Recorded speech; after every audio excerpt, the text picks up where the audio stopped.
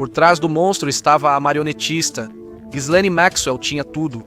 Riqueza, fama e destaque entre a elite mundial, mas por trás do glamour havia algo sombrio. Ela achava que era intocável, agindo nas sombras até que tudo desmoronou. Como a filha de um magnata da mídia britânico virou braço direito de um dos maiores predadores da história.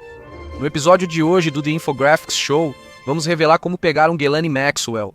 A trajetória de Maxwell não inicia com Jeffrey Epstein, mas termina com ele. Quando morreu na cela, as manchetes focaram nele, no escândalo e nas perguntas sem resposta. Atrás dessas perguntas havia um nome pouco conhecido. Sua morte foi um dos momentos mais chocantes da história criminal recente.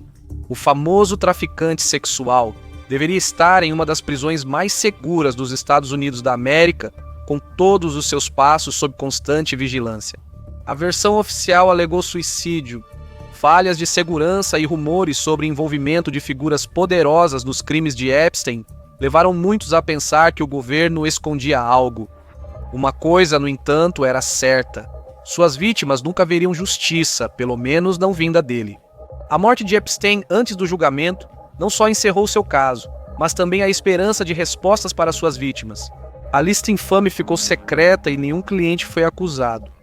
Apenas uma pessoa foi presa em conexão com a rede de tráfico de Epstein, Ghislaine Maxwell. Antes reconhecida como empresária de sucesso, ela ocultava um lado sombrio. Ela não era só associada de Epstein, era sua parceira no crime, atraía vítimas para ele e acabou virando predadora também. Seria uma chocante descida até a cela onde ela está agora. Ghislaine Maxwell nasceu em 1961, sendo o nono filho de Elizabeth e Robert Maxwell. Seu pai era um magnata da mídia poderoso e rico, que havia imigrado para a França do que na época era a Tchecoslováquia. Desde o início, a família foi marcada pela tragédia.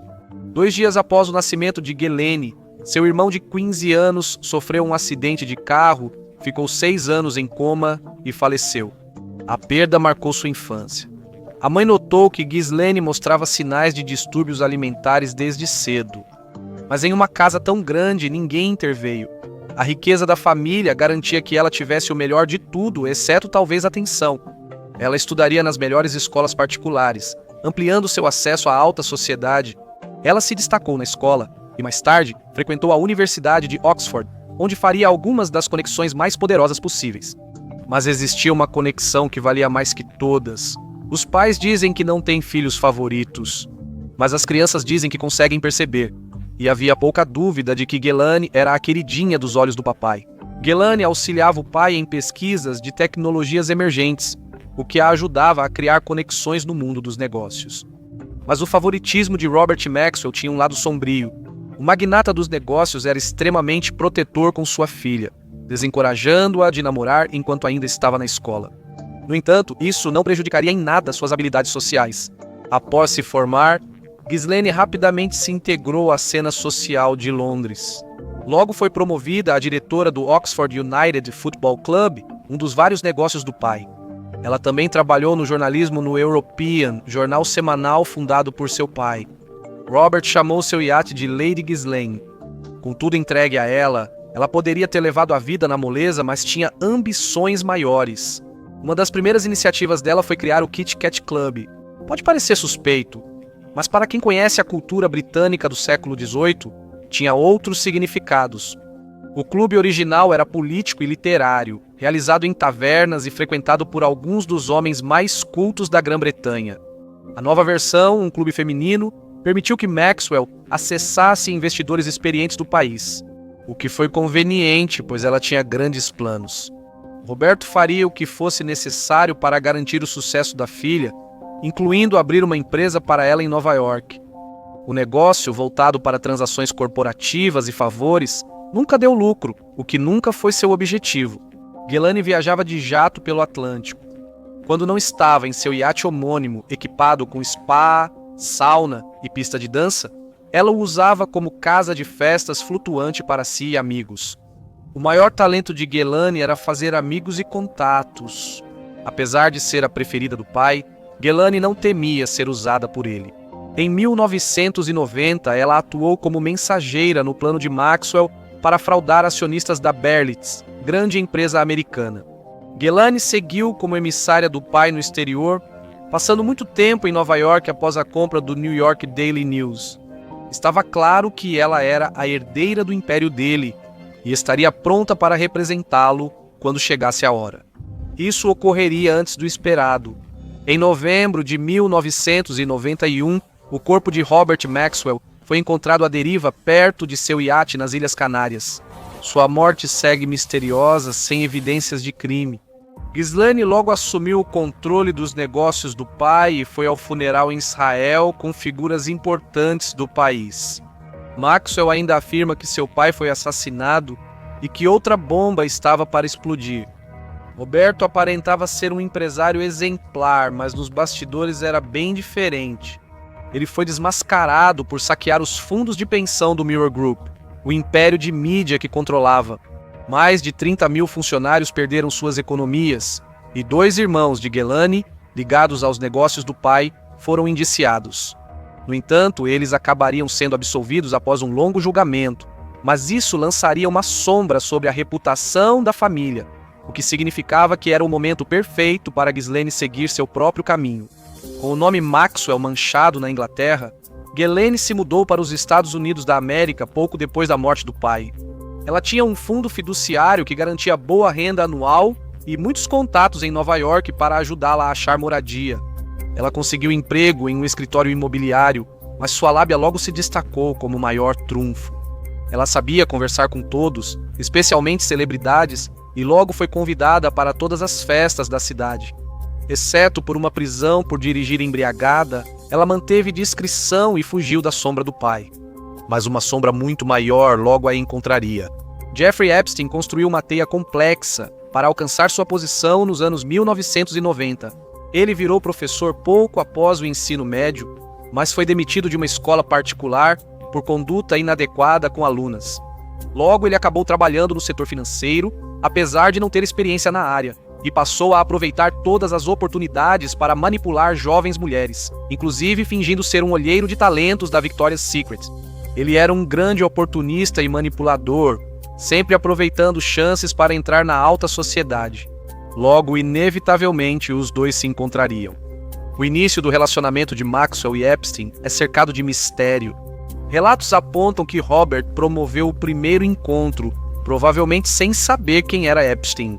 Alguns afirmam que eles se conheceram no escritório dele em Nova York em 1991, pouco após ela terminar com um empresário sul-africano. Nos anos seguintes, eles criaram uma amizade forte e algo além disso. Eles fizeram cruzeiros, participaram de eventos e, segundo relatos, tiveram um relacionamento íntimo de 1994 a 2001. Não se sabe quando ela percebeu seu lado sombrio, quando notou, já estava envolvida. Nesse ponto, Maxwell já tinha muitos amigos na alta sociedade, muitos dos quais acompanharam de perto o desenvolvimento do relacionamento deles e rapidamente perceberam o quão perturbadoramente entrelaçados os dois haviam se tornado. Ghislaine queria muito se casar com Epstein, que ora era carinhoso, ora a ignorava e agia friamente. Funcionários da casa de Epstein afirmavam que ela era sua principal namorada, o que lhe dava autoridade sobre a casa e o trabalho deles. Ela estava no centro da cena social mundial. Qualquer lembrança dos crimes financeiros infames de seu pai, que destruíram o nome da família, já havia sido há muito esquecida. Ela conviveria com pessoas poderosas como o presidente Bill Clinton, o magnata Donald Trump e o advogado Alan Dershowitz. Mas o associado mais próximo dela foi o príncipe André, segundo filho da rainha Elizabeth, que conheceu em Oxford. Ela o apresentou a Epstein, e eles se tornaram amigos próximos, com o príncipe sendo um dos principais associados dele. Eles tinham apetites sombrios. Jeffrey Epstein era extremamente rico, e esse nível de riqueza basicamente significa que você pode ter o que quiser. Logo, Epstein estava recrutando alvos para seus amigos poderosos, fossem os encontros legais ou não. Muitos rumores sobre Trump, Clinton e Dershowitz seguem não verificados, mas não foi assim com o príncipe Andrew. Uma mulher, que mais tarde morreu em 2025, o acusou diretamente de agressão e acusou Epstein de tráfico dela. Maxwell estava envolvida em tudo.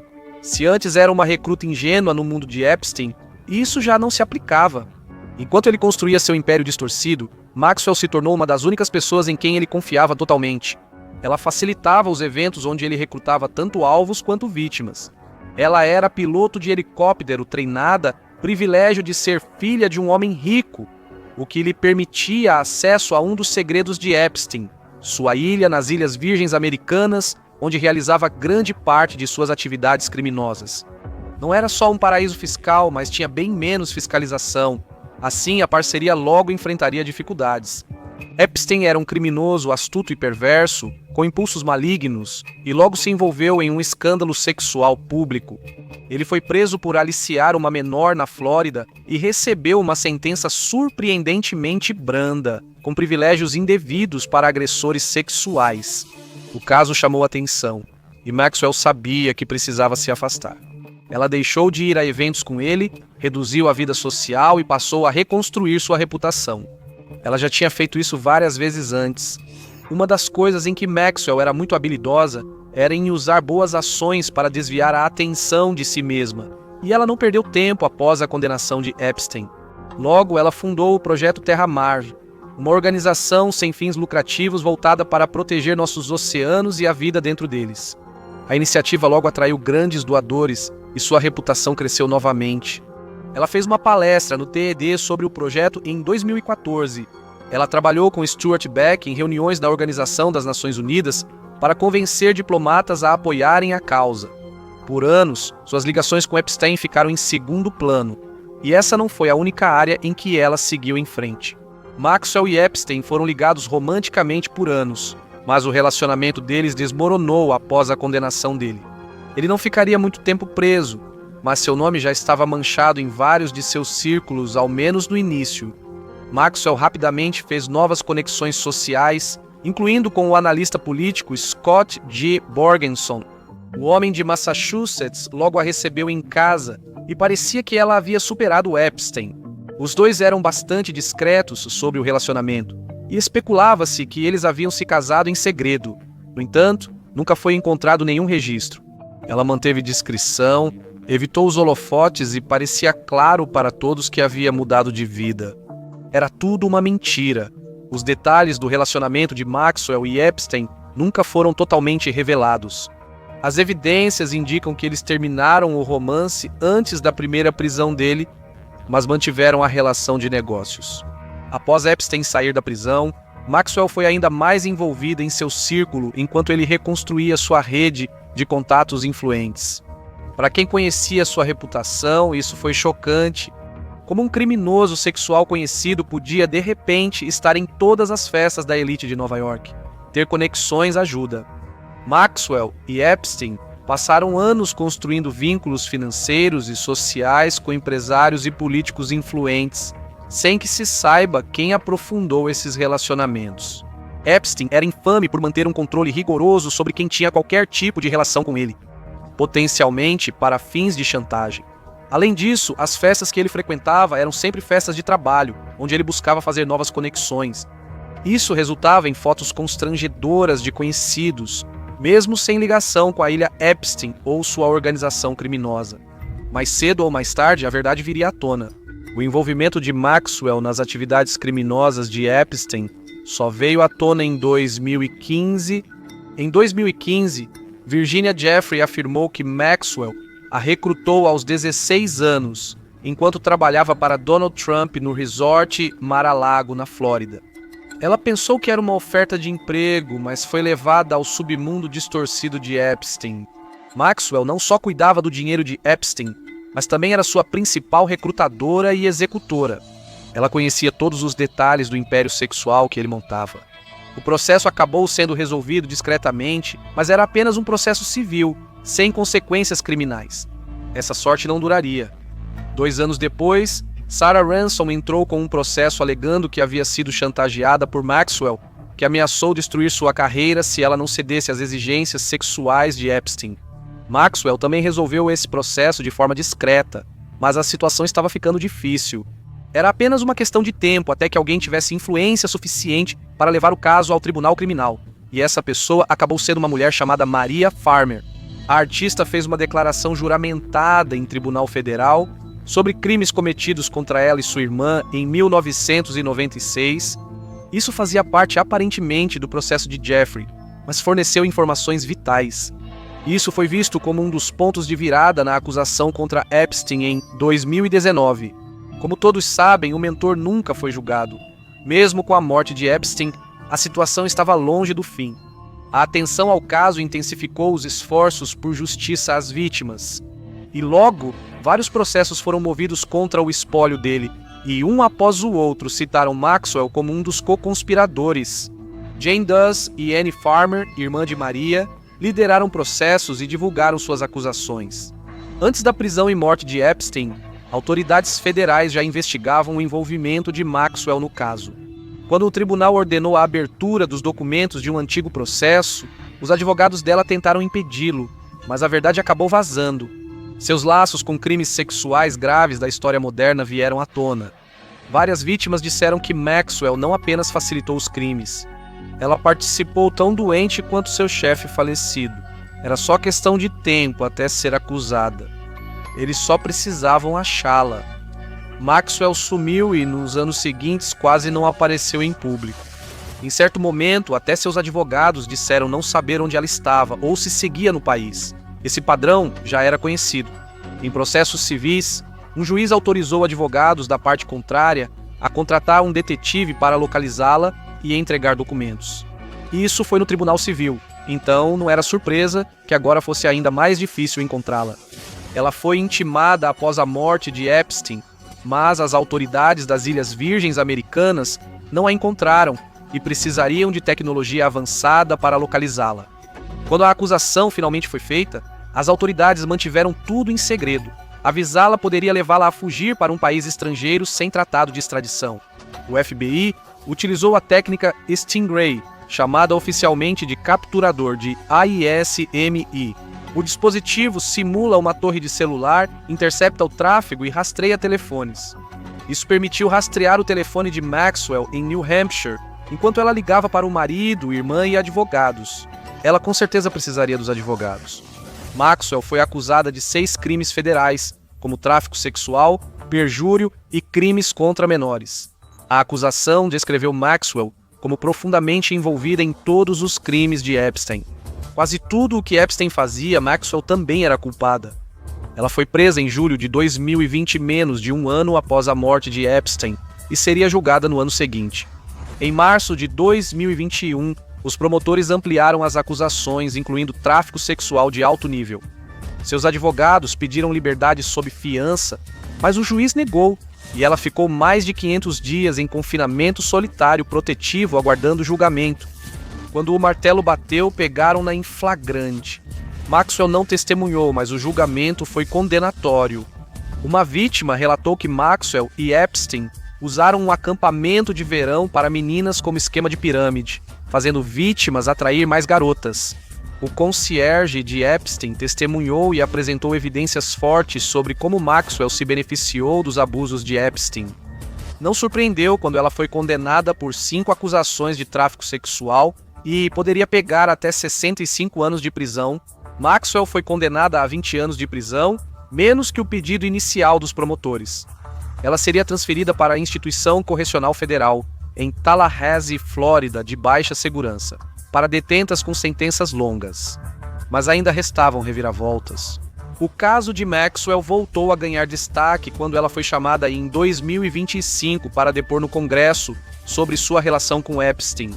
Ela exigiu imunidade para depor, e isso levantou especulações sobre o quanto ela sabia. Logo, pessoas influentes começaram a agir. Em 1º de agosto de 2025, Maxwell foi transferida para o campo prisional federal Bryan, no Texas, conhecido por suas condições confortáveis e regalias, geralmente proibidas a criminosos sexuais. Essa foi uma decisão que levantou muitas suspeitas. Será que Ghislaine Maxwell tinha informações que o governo federal queria? Ela estava recebendo tratamento preferencial? Circularam rumores de que Maxwell obteria indulto se revelasse nomes de pessoas poderosas ligadas a Epstein. Isso ainda não aconteceu e ela continua presa. Mas para muitos, ainda parece que essa história não acabou. Se Ghislaine Maxwell aprendeu algo com Jeffrey Epstein, foi que nada supera a influência. No mundo dela, o poder não era o prêmio, era a arma, e ela aprendeu com os melhores como usá-lo. Capturar Ghislaine Maxwell revelou parte da história, mas o maior mistério ainda envolve seu parceiro no crime. Veja o que aconteceu com Jeffrey Epstein e descubra a verdade, ou clique neste outro vídeo.